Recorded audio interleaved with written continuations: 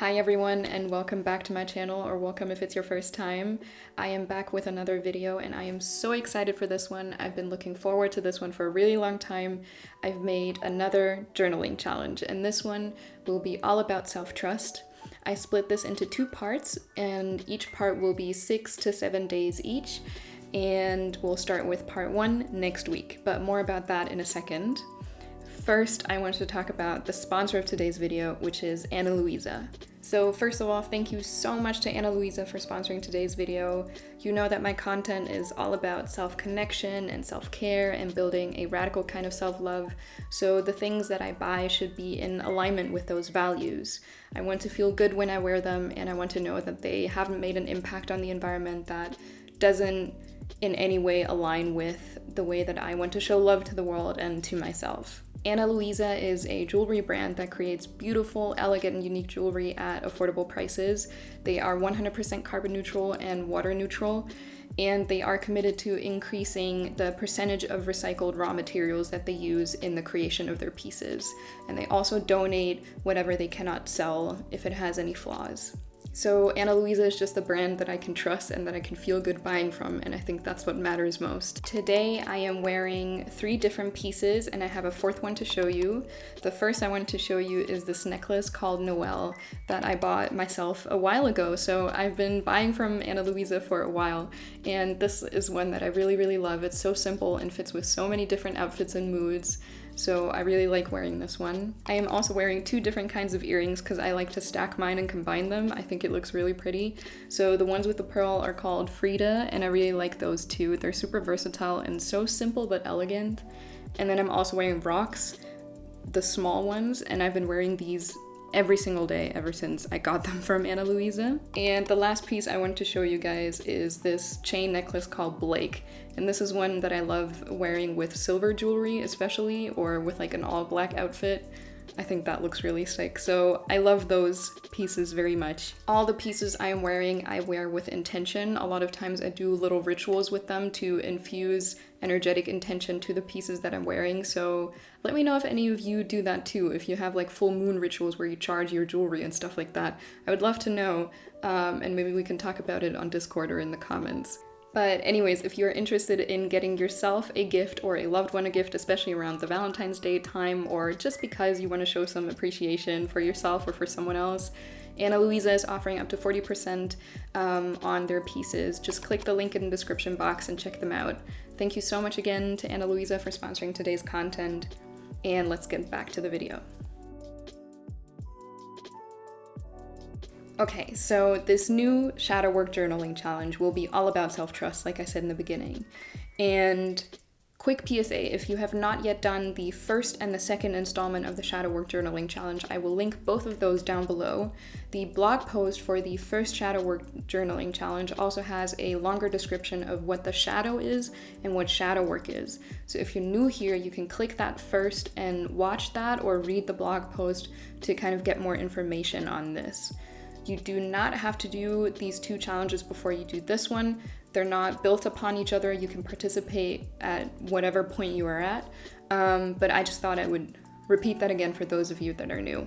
As a tiny recap, shadow work is the act of unearthing the unconscious, be it negative or positive aspects of our unconscious. That's all it is. It sounds very fancy to say shadow work, but that's all it is. So the goal of this journaling challenge will be to continue the journey and further our self-awareness and to deepen our self-trust and self-understanding. As a little background information, this entire challenge is built on a series about intuition and self-trust that I have already posted in the past. So if you're interested in these topics, or you want to prepare yourself for the journaling challenge and help yourself on the journey to more self-love and self-trust, you can watch those videos first. And that might help you to dive deeper into the journaling prompts when we do start journaling together. Both intuition and self-trust are cornerstones to good journaling, healing, and self-awareness. So I think these topics are really important to look into before we start journaling. The first video I posted was why your intuition might be blocked and how to unblock it. And the second video I posted was how to cultivate self-trust. And I've also posted an embodiment guided meditation.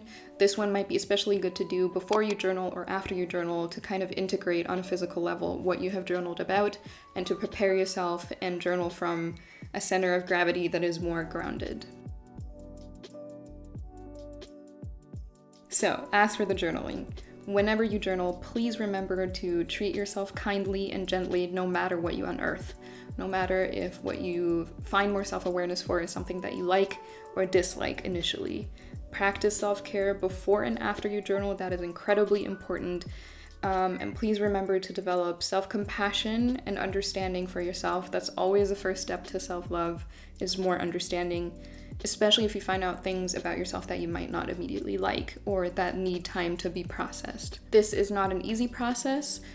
Some of these questions might be uncomfortable for you, some of them might be really difficult for you to answer or look into, but that's where the growth happens, and that's okay. You're allowed to find them uncomfortable, you're allowed to have a hard time with them, you're allowed to take breaks in between. And I would like for us to practice a radical kind of self-love. This process is not about bashing or hating yourself and finding little tidbits of information that can deepen hatred in any sort of way. It is about finding out things about yourself and then amplifying what you like and working on what you do not like, healing and developing the things that you think are not serving you. Radical self-love is much more unconditional than just liking the things that you like unearthing about yourself. So ask yourself with each question, is there a way to love myself more and bring more understanding and compassion to the table in the way that I am journaling? And please also keep in mind that you are definitely not alone in the things that you will find out about yourself. Every single one of us has had to go through life, so you're not alone, especially not in your darkness. Every single one of us has behaviors, thought patterns, and emotions that we find hard to accept. And that may or may not have been unhealthy in some kind of way or have hurt ourselves or other people. So please keep that in mind. Also, please keep in mind that journaling is not supposed to replace a professional therapy session. And if you need professional help, please contact a mental health professional. That's what will really help you. You deserve support. Journaling is only supposed to be one part of your toolkit that can support you on your healing journey. So as for the process of journaling itself, what you can do first is that you meditate. I would always start with that, even if it's just 2 or 5 minutes, just to ground yourself into the body and connect yourself to your emotions and your thoughts and ground yourself down into the earth. So simple mindfulness meditations or body scans are really helpful, or maybe binaural beats is something that you would like to listen to. And as always, there's guided meditations that I've done in the past, and I can link one of those, the embodiment meditation, down below, and you can check those out and prepare yourself for journaling like that. Afterwards, read the question that we are going to be working on, the journaling prompt that we are going to be working on, and try to, as quickly as possible, start journaling. Try not to think too much about what you're going to journal, just write. And write whatever comes to mind and heart, write how you feel, write what you think, random thoughts that come up. It doesn't need to make sense at first, it doesn't need to fit together. The more often you do this, the more easily you'll be able to connect to your intuition and just write automatically. We want to get to a place where we are writing automatically without our conscious mind getting in the way, essentially. And when you feel like you wrote everything that needed to be written, when you feel finished, reread what you wrote and then reflect on what you wrote. And you can write that down again too. How did it make you feel to write?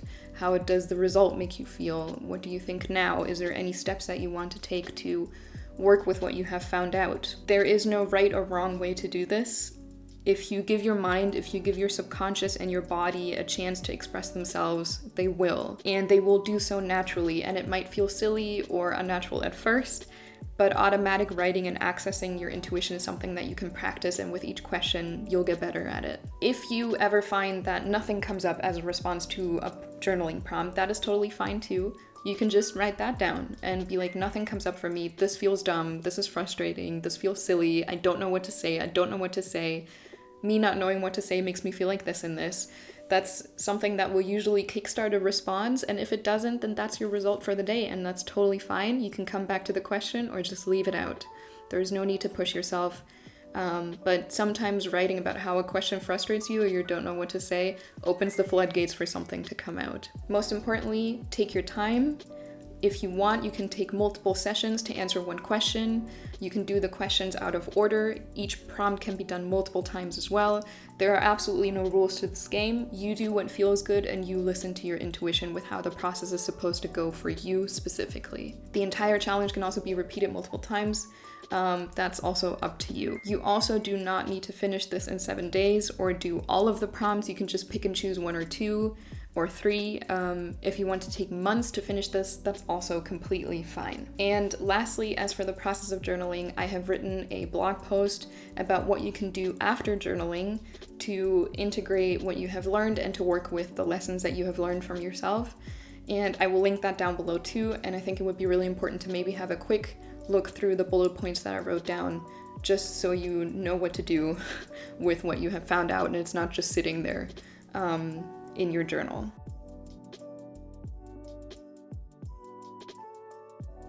So here's how the challenge will actually go down, the technical details of it. I have, as always, created a PDF that you can download for free.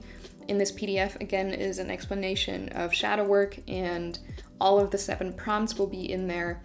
And you can access that PDF on my blog, and it will be linked down below in the description box. And then starting next week on the 14th of February 2022, this challenge will start on Discord. I have a server there. If you're not part of it yet, you can join down below, and there we can interact and document our process together. And I will post a new journaling prompt there for 7 days straight each morning, and then within the group we can discuss what we wrote, ask questions, get support, or just share the journey and motivate each other to finish it. If you do not want to join the Discord group, or you're joining later, if you're joining the challenge later than the 14th, you can still join the Discord channel and journal with us there together.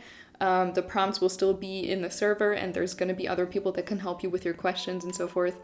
But if you are joining later, or you just don't want to join the Discord server, you can just download the PDF I made and write it out for yourself and work on it for yourself and participate in your own time. There's absolutely no need to join the Discord server to participate in this. You can just download the PDF for free. All right. And with that said, I hope you guys enjoy these journaling prompts and find them useful. I hope they bring you closer on your journey to self-love and self-trust.